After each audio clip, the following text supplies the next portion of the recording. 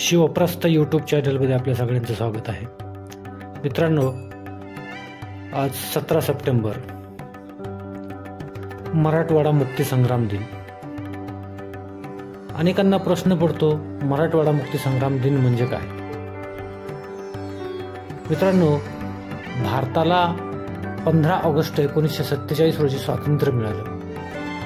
परंतु अजूनही काही संस्थानिक असे होते की त्यांनी अखंड भारतामध्ये सामील झालेले नव्हते. त्यामध्येच आपल्या भारतातले जुनागड, हैदराबाद, जम्मू काश्मीर हे संस्थाने स्वतंत्र भारतामध्ये विलीन झालेले नव्हते.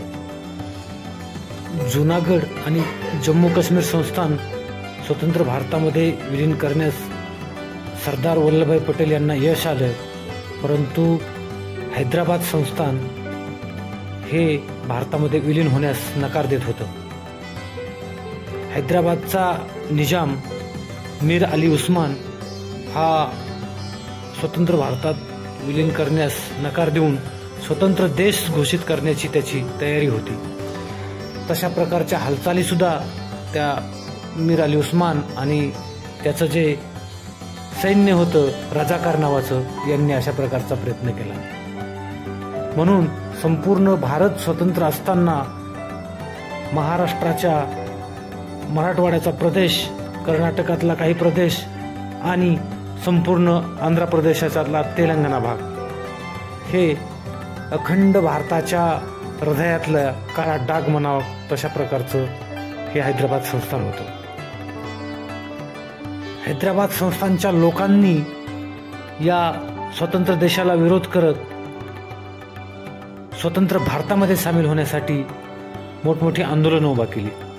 अशाच प्रकारचं आंदोलन हैदराबाद मुक्ती संग्राम या नावानं सुरू झालं. हा लढा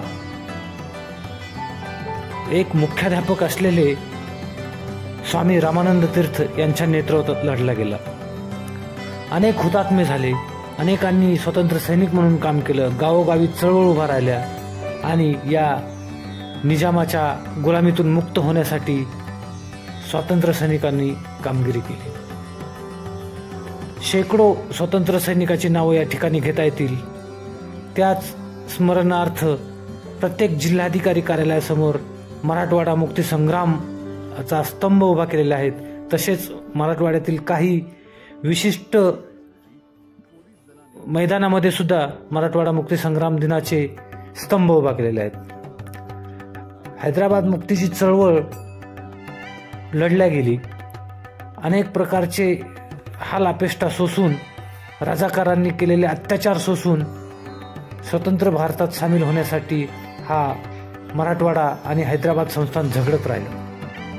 यातच आपल्या देशाचे गृहमंत्री तथा वल्लभभाई पटेल यांनी या ठिकाणी मोहीम सुरू केली आणि हैदराबाद मुक्त करून स्वतंत्र भारतात सामील केलं.